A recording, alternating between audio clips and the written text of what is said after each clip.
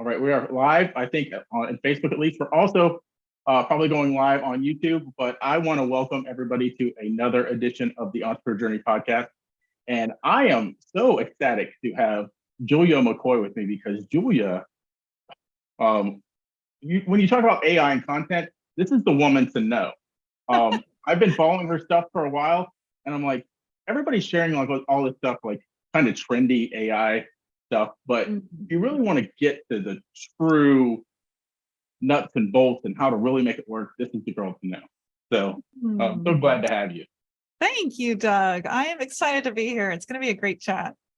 All right, so I like to start off kind of getting to know the guests a little bit, not just business, kind of some personal questions, some fun stuff, right? So who's the first person you call when you have exciting news? I would say my husband, but we live in the same house, so it's more like a text. Come upstairs, honey. Nice. Okay. Well, who would be the second person? My best friend, who is a fellow mom we met through our kids in school. Definitely Rachel. I'd be calling her. Nice. Okay. So here's the rapid fire section. Pick one as fast as you can. Blog or vlog? Blog, 100%. Cake or pie? Cake. Sushi or ramen? Ramen. Puppies or kittens? Ooh, puppies. Board games or Netflix? Board games. Okay, nice. I would side with you on most of those. So, yeah, nice. We can be friends. There we go. And as an author, I don't know if you read any nonfiction, but and it could be someone in the movies or something like that, but your favorite fictional character? Oh, that's good.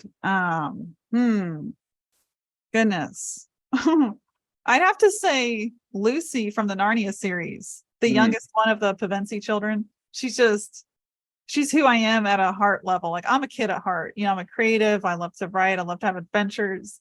So I definitely identify with her in the fictional world. Nice.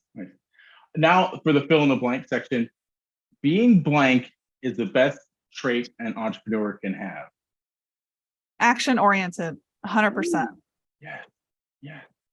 That is so right on. You're like, yes. Awesome. Like if I was to fill in the blank, that's probably the same thing I would fill in there. So that's pretty cool.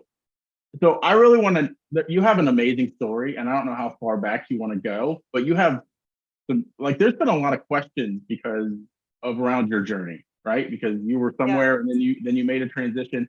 So I want to share that story with the audience. So I want to know, like, maybe kind of tell us how you started your entrepreneur journey, first of all, and then kind of how the transitions went. And just share your story.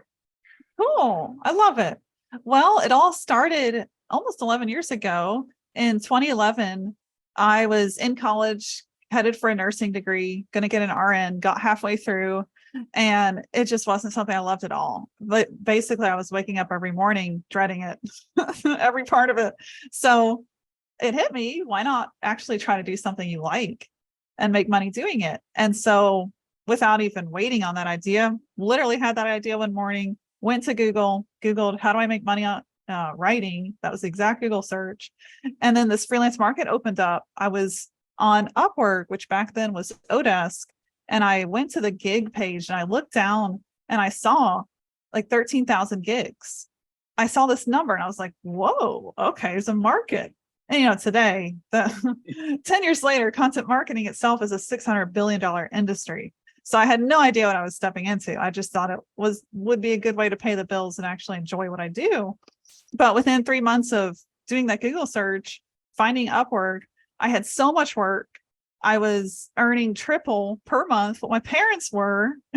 Granted, they were, it's a whole nother story. I was raised in a religious cult, so poverty was one of their identifiers. So, that's another story. But within 3 months, I was able to quickly build an income stream. And it was, do I study for lab tests or do I write content for income? So I definitely didn't study for the lab test. There's a clear winner there. And I just really, really started to enjoy it. So I failed college and as my clinical teacher was telling me I failed, she's like, there's something you talk about during lunch break, whenever you get a chance, and it's writing, and you just light up. She's like, you need to go do that. And that's partially why I'm failing you today. And I was like, whoa, okay. Well, if you say so. Wow. So everyone was seeing that, okay, this is the road Julia should be on. And after I failed college, I just embraced it wholeheartedly. And at that point, when I had a lot of work, I was like, okay, let me just start a business and see how it goes. And I did another Google search. How do I start a business? And I just had $75. Like, that was it when I was starting my business. That's all I had to invest. And it's crazy to think what that became, because that little website, I coded it myself, worked 20 hours a day. Gosh, at 19 years old, getting up at 4 a.m. to do this. 10 years later, it was my $1 million exit. So it's incredible what you can build from nothing with a little bit of grit, hard work. And if you love what you do, that's all you need. Sounds cheesy, but it's true. I have a question. I want to kind of go back. Before you started picking up these writing gigs, had you already written a book at that point? I had, at the age of 12, written a full-length fiction novel. So yes. Wow. So you've been writing probably even before that. That was just your first book. Wow. Exactly. Nice. So I know that now you're really kind of out of the entrepreneur space, right? And a lot of people are wondering why you transitioned out. And this is the question I get. I'll tell you, like once a day, Doug. What are you doing? So yeah, something I've said for years is like, don't build someone else's dream. I've been a big believer in that. Like, build your own thing. So the opportunity that came around is so unique, and that's partially why I'm here. So in January, the first week of the year, I dedicated that whole week. I stopped everything I was doing and I started to research AI, because I knew without a shadow of a doubt it was going to affect everything I did. Like, it's here. It's going to affect the content creator. It's going to affect the marketer. It's going to affect the writer, the business owner, all the people I've been teaching for the last 10 years in my books, my courses. We reached millions of people through my books and courses, and I felt obligated to uphold that level of responsibility with integrity. If I say I teach content, then I better not fear AI. I better embrace it and know how to teach that too. Otherwise, what am I doing? So the first week of January, put everything aside. And, I hadn't been impressed with ChatGPT specifically for what I do. I think ChatGPT is a great resource. I think it has jump-started where we are today. But for the long form blog, for trust building, value-based, rich content, which is what I've been doing for 10 years, that's how I built all my businesses. $2 million per year was inbound traffic, the blog. So for that, I didn't see ChatGPT working. So I started to use copy.ai. I started to use Jasper. I tried Phrase. I tried Hyperwrite. And I went to each of those founders even, and I asked them, what's your plan for addressing the big elephant in the room, which is factual inaccuracy? That's a big problem, and nobody was talking about it. And as somebody that my businesses are based on what I publish, my facts better be accurate. I get called out on Twitter. Yeah. It's happened. So none of the founders of these companies had any real answer.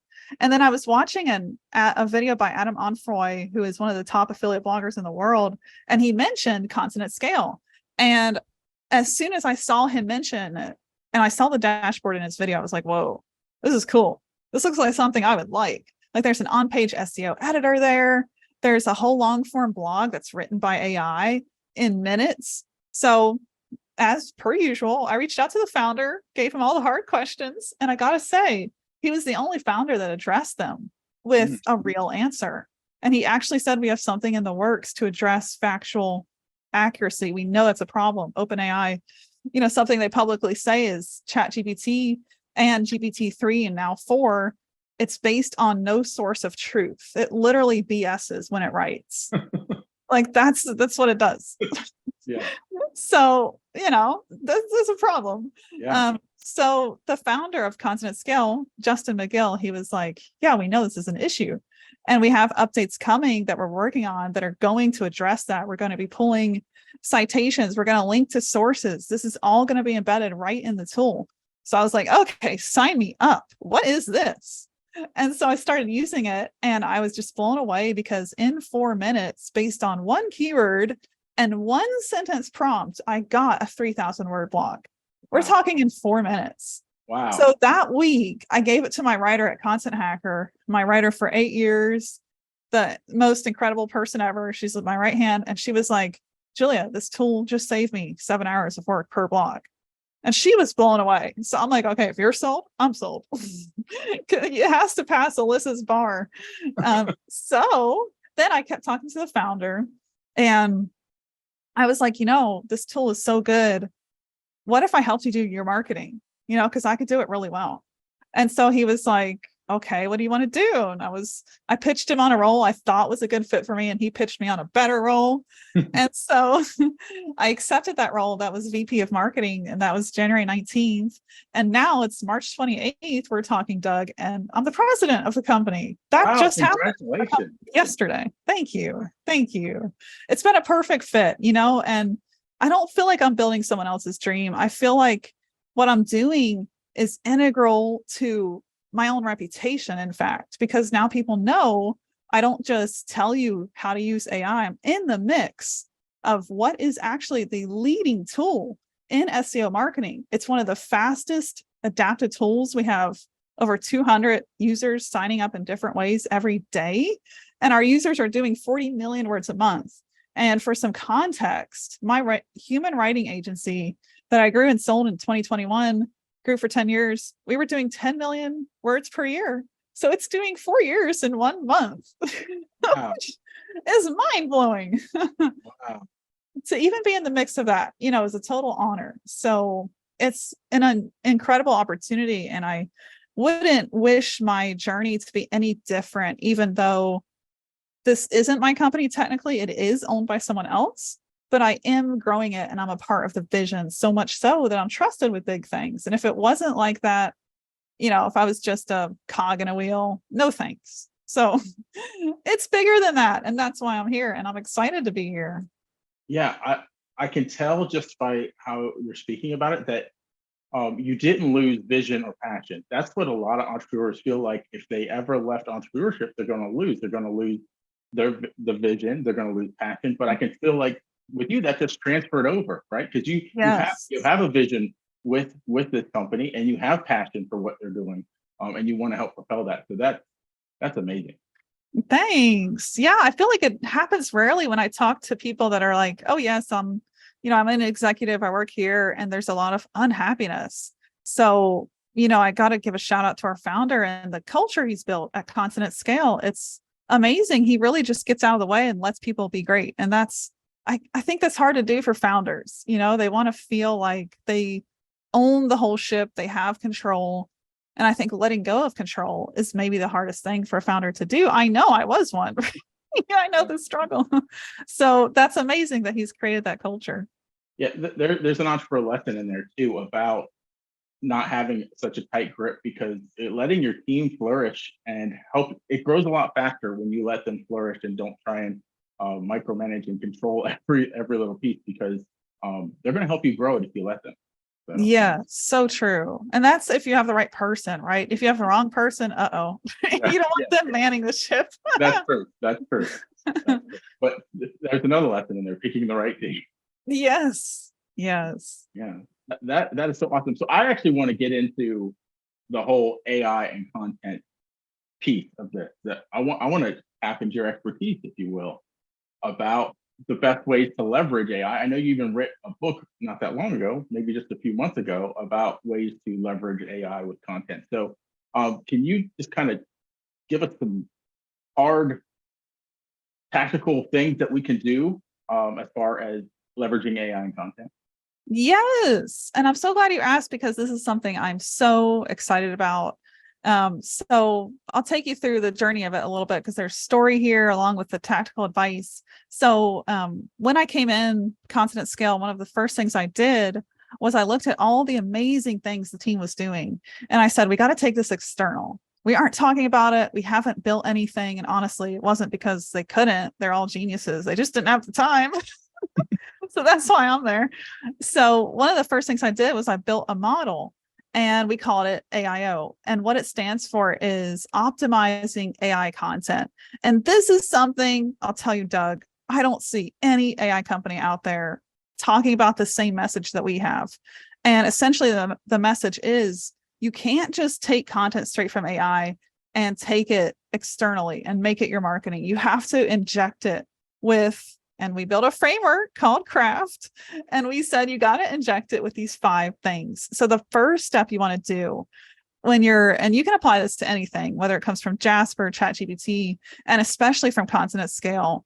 And again, Content at Scale is built for your inbound blog. It is 100% for that purpose. Like, it will save you time. I've compared every tool out there to this one, and this one is the winner. It's why I'm here. So in any tool that you use, though, you don't want to publish straight from AI. You want to make it better. And 2 things there. First of all, how do you make it better? So we're teaching you how to do that. And then the flip side of that is, in that change, in that reposition, we have the opportunity to help freelancers find a new workplace, basically like a new home, I would say a reskilling of things they know how to do, but they don't even know how to position it, how to sell it, so we're trying to help both sides. And I'll tell you, that's something I don't see really any AI company do well. And I think because I've trained writers over tens of thousands for the last 10 years, I'm in a unique place where I am just so honored to be able to bring this to them. Like, here is a way you can actually use your skills and not fear AI, that it's going to take over your jobs. Yes, it will. But in what shape and form will it? Well, guess what? That's up to you. Mm-hmm. You can reposition yourself and reskill and retool what you know. So in this AIO model, we're building courses at Content at Scale. We're building a certification program. We want to be the industry leader with teaching you how to use content that comes out of AI and make it ready to resonate with your audience, rank in Google, get you sales and clients, all those good things. So going back to how do you actually do that? It comes down to those 5 steps in that framework we call Craft. So the first step is a classic step that you have to do, even if it's human or AI, and that is cut the fluff. You have to ruthlessly edit. Something that AI is notorious for is repetition. So it'll write the same thing, and say it with 20 extra words that you really don't need at all. And I think back to what Ernest Hemingway, the best author, used to say: the first draft of anything is crap, except, he said the other swear word. Yeah. It's true. And it's the same thing with AI. And then the next step is you want to review and optimize it so the keywords aren't in there at a stuffed level. Like, you still want to make the keywords sound and read natural, and that takes human finessing. Mm-hmm. And then the third part of the framework is to add images and visuals, because that tells 1,000 words, sometimes 10,000 words. So we will, hire and engage our graphic designer to design original graphs and images. That's something AI is approaching. I think one day we'll be there, but it's not there yet. You still need a human eye to say, okay, here's a model, we can build it. The first version of my model, I just picked up my kid's crayon, drew it out on paper, gave it to the designer. Could I have done that with AI? It might have impeded my process. So you still need a human in that process. And then the other part is to fact check. That's your F in the Craft. And that is so vital, because as we were talking earlier, GPT-4 just spins words together that are not necessarily true. So you want to take that to Google and verify and do your research. And then the last part is to trust build. This is my favorite one, with story, your own personal style, maybe even your clients' stories, their featuring them, their story, what they're saying. So those are big things whenever you're taking content from AI and getting it ready to publish. You really want to go through those 5 steps. And we have a full tutorial on that on YouTube, completely free. So, I know a lot of people are selling ChatGPT courses. I don't blame them fully. I have a friend that's making some bank, but just shout out to our team. They put it out there completely for free. So YouTube, Content at Scale. Okay. I was going to say, let me get that link. Regardless, I'll get linked directly to the video, and I'll paste it in the show notes or in the description of the video. So yeah, that's awesome. So many questions are coming to mind. The speed of AI. Let's talk about that, because all these AI companies have to be like changing constantly. Like the AI is growing and expanding, and so at Content AI, is that like something like you're doing daily? Is just seeing how it's evolving? Yes, 100%. And I would say this team especially is taking it a step further because of the position they have in the industry as an innovative leader. And that's one of the reasons why I jumped aboard the ship. Like, okay, this is something here. This is not just another, chat GPT API call here. They're really building something. So they have their own proprietary software that's built into the NLP. And part of the software stack is this tool goes and it crawls the top of Google and it does something called semantic analysis. So it looks at what's ranking and it parses that data and it rewrites it into the content for you. And I can tell you, Doug, like I have trained writers and I have to retrain them sometimes, like how to look at Google and do that. That's an art. That's a fine art. Yeah, yeah. And it costs me money and time. And now this tool does it for you. And because it's looking at the content then and there, it'll never pull outdated stuff. So I think that really puts us ahead of all the other AI writers, the fact that they actually built that, and it took the founder, like this is 100% bootstrap. So it was him, his development team, 6 developers building this thing for months, breaking it, losing before they actually built something that works so well. So shout out to going it that way versus let's just hop on a trend, go get some VC funding and see how long we can last. Yeah. And then when I asked them, what are you doing for factual inaccuracy? There was no good answer. So, you can really see the difference in how someone starts. Going to your podcast here, the Entrepreneur Journey, I think that plays into how this tool was actually created to be so innovative, is the journey of the actual founder and the people involved. Mhm. But what they're working on right now, there's an inside joke where we say it's on the horizon because we're not allowed to attach dates in development. That's hard. But there's things rolling out, I could tell you this week, actually, that are going to impact how the user interface experience goes. It's going to be tremendously better. The quality of the actual writing that happens in the tool, which is like, I think that's our number one. We got to keep quality at top tier. If I can replace my writer or decrease my writer's time by 7 hours because this tool writes as good as her, that is why I'm going to adapt. So that single factor, they're just working on that to get better and better and better as new language iterations roll out. Okay. Another question. So at Content at Scale, I think I heard you say this is specifically for blog. Is that right? Everything like that you do is niche to blogging. I would say even more specifically SEO. Okay. So SEO content. Yes. Okay. And just go back to the factual inaccuracies of AI at this point, and why you need humans. Nobody's going to write a medical journal using Oh boy. using AI at this point. That's why the humans still need to be involved. My next question is, I've just been recently invited, I'm sure you're aware of Bard, right? Google's Bard. I've used both ChatGPT and Bard. I still think ChatGPT is better. And just my comments about Bard is, I thought it was interesting that it was able to pull up a Google search result, but it doesn't really do the in-depth internet search like I thought it would. So any thoughts about AI and tapping into the internet for the knowledge? Do you have like any inside knowledge of where that's going? Oh boy, I wish I could say I did. I was drilled on that in a boot camp I recently helped host for digital marketer. I mean, these people must have thought I worked for Google.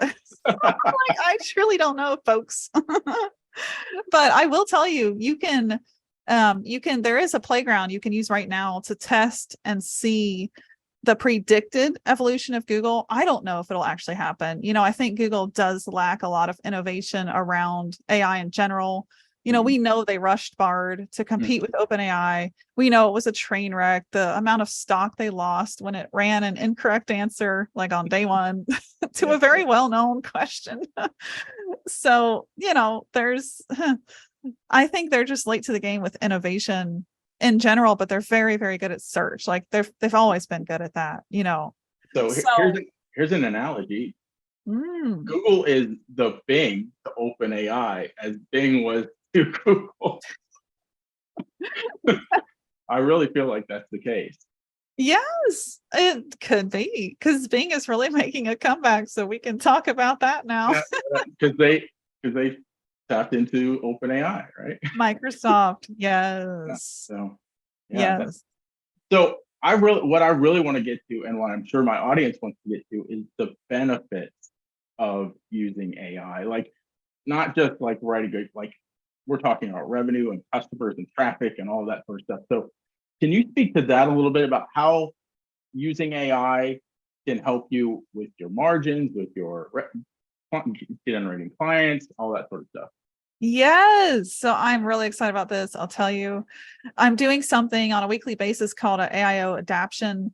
And what I do is I lead calls for teams. Usually it's agencies, marketers, it's their head of content, and it's the agency founder, company founder. And I teach them how to adapt to AI with our approach, which is AIO. So basically, what I'm helping them do is remove that bottleneck of human only content creation, which, it's a bottleneck. There's no other way to say it, because creating content, especially inbound content, can take hours and hours of time, not to mention like, where did the writer go? Are we going to get this published on time? All the issues that are embedded in that timeline of human content creation. So we can now remove that roadblock completely and put AI as our baseline draft writer.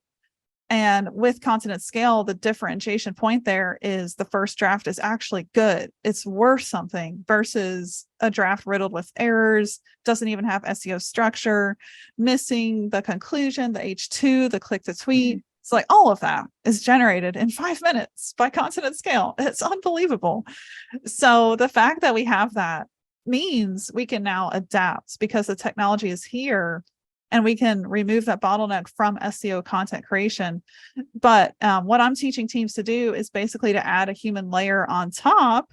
And then what we do is we do some analysis on profit margin, what they're going to pay versus what they used to pay. And I'll tell you, the average is, I've been seeing a 9 to 15x reduction on cost. Wow. And increase in profit if you are reselling this to your clients. That's tremendous. Like, your company just got 15 times more profitable. Are you kidding me? Yeah. Now, So amazing. Yeah, is that a particular type of industry that primarily been tapping into that? Yeah, good question. So it's actually been marketing agencies in almost every niche. And we're talking like some pretty tough niches, like technical, legal, financial, because if you add that human layer, you're bulletproof, meaning you have AI reducing 7+ hours. You have a 5,000 word guide in 5 minutes. And then you're paying a human, a knowledgeable human, an hour of their time to follow our craft framework and make it better. Meaning, if you follow the steps, if you fact check, if you add your personal style and tone, like, you can't go wrong. It's going to come out good. And so I think it's only a matter of time till, number one, our technology blows up even more. Yeah. And number two, people see this opportunity instead of fear it. Because there is a lot of that right now. Like, oh, well, if I sell this, my client won't like it. If I tell them I'm doing content with AI, they won't trust me. And actually, that might all be in your head. Yeah, they might trust you more. Exactly. Yes. And I'm thinking about that role of the person you kind of described. If like you're paying a lot for writers, you still need a writer's eye, right? You still need their Yes, eye you to know do. what good content is. That's Uh, what we're saying. yeah. Yeah. So basically, there's still a writer, but a lot of the heavy lifting is just done by the AI, and they just go in and use the writer's eye and make good edits and make good additions. So it's not to me, it's not really taking a job; it's just changing it, right? Yes, it is. And you have to reskill your writers, equip them with, number one, the technology, and then number two, how do I drive the machine? It's like when tractors came along. Well, how do I drive it now? Same question. How do I master the art of prompting and editing the content from AI? So that's going to be the new direction for writers. Another question around, because I know you have a marketing background as well as a content background. So copywriting, I don't think any copywriters are shaking in their boots at AI right now because it doesn't really write great marketing copy. So Yes. this is just if you're a copywriter thinking about going to copywriter, I think you still can do pretty well in that space, and not be feared of AI, but you might want to still adopt a framework that will help you write faster, right? And I think that maybe that's the next thing, right? To help write that kind of influential copy, right? Yes, I think there's a lot to be said there. There's people like Stefan Georgi that are talking about this, and they're talking about using OpenAI to actually generate full-length sales letters. And there are some people in copywriting, I think, that are adapting.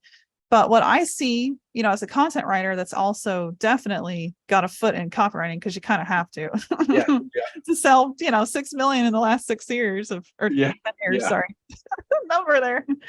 So what I've seen is, I think that AI and copywriting, first of all, it definitely will affect it big time, because, in 5 minutes, you can have an email headline from ChatGPT, not 5 minutes, more like 5 seconds. yeah, That's better than anything I could write. And it's amazing. So I almost think like not the deep level copywriters, like the people that are writing some serious revenue generating stuff, but the top tier copywriters that are like, okay, let's just jump in, get my feet wet, try to make some money. I'll tell you, I think all those people are gone because of ChatGPT. yeah, So it's like, you really have to know your stuff when it comes to copywriting, or your job might be toast yeah, because ChatGPT is here. So I think like copywriting will be touched, but that deep level of story, where you're presenting a story, and I've done that. I've written stories on LinkedIn that had 1 million hits for one piece of content, and I'll tell you, it was all about the story. It was all about the personal story, the personal story there. And ChatGPT doesn't know how to do that for you. yeah. Story and psychology. You have to know Yes. how the human brain works, and I don't really feel like ChatGPT kind of does that yet. I think there's frameworks you can use. I'm seeing experts that are teaching ChatGPT, like, here's a psychological framework that'll get more clicks, use it. And then bam, ChatGPT writes this perfect sales letter. I used to think like it couldn't do that. And I'll tell you, my mind's been changed after following experts and seeing what they're actually doing with it. And Jeff Hunter, Stefan Georgi are two people that are, whoa, they're doing some serious stuff with ChatGPT around copywriting. Okay, so those names, I'm going to put those names in the show notes too, and maybe a follow for them as well, because if you're a copywriter, that would be good person to follow. So yeah, awesome. Man, this has been so great. I'm sure we could go down an hour into a rabbit hole on content and AI, but let's not do that. I think there are a couple people. I'm looking at the live broadcast right now. I think there's a couple people live right now. If they have questions, I'll look actually at the comments. We'll open it up actually, let's not open up Q&A yet. Sorry. Let's do this. First of all, how do people find out more about content AI? Not content. I just Content at scale. content at scale. Good AI stuck in the brain. All right. Yes. So contentantscale.ai for sure. Go check it out. Right now it's beta. So if you fill out that form that says request beta access, you'll immediately get access to our beta. But beta will be moving away soon, and we're going to roll out everything. And that'll be, can't say when, on the horizon. Right. But definitely check out beta. I mean, the tool will blow you away. As somebody that's really picky with these tools, and I didn't adapt to AI for months because I did not like ChatGPT, I was blown away. So the capabilities of using it for your on-page SEO checklist, your headers, the whole structure that you need to have to write content that ranks, like, it's all there, and it's there in a matter of minutes. So it'll blow your mind. Wow, nice. Anything else? Well, let me ask you this: is there anything you want to give as advice for the entrepreneurs? So, this goes out to anyone listening who has a marketing agency, who is selling marketing in any kind of capacity. If you have existing clients that are coming to you saying, hey, John, hey, Sarah, how do I grow my brand? Right? You can package content as a service and start selling it at a 9 times more profitable rate than it used to be. And I'll tell you, I just helped an agency owner do this. Her name was Nancy. Her case study just went live on our YouTube channel yesterday, actually. And, she's like, I have a daughter with a autoimmune disorder. I don't have time to spend at my desk and hire and train writers. Like, I just don't. And she's like, can I do this without doing that? And I'm like, sign up. That's what this thing does for you. It removes all the headache. I did that like for 10 years. And my content manager said, hiring writers is like herding cats. It's almost impossible because it's just, oh my gosh. And the long form content piece is the hardest content format to write. So if you're selling marketing, like getting a writer to write 3,000 words of good content on any industry, especially industries they don't know, is very difficult. But you can now have that in 5 minutes with Content at Scale. So, what I taught Nancy was, here's the technology. And now all you need to do is go and hire a $15 an hour novice and teach them how to become a good AI editor, optimizer.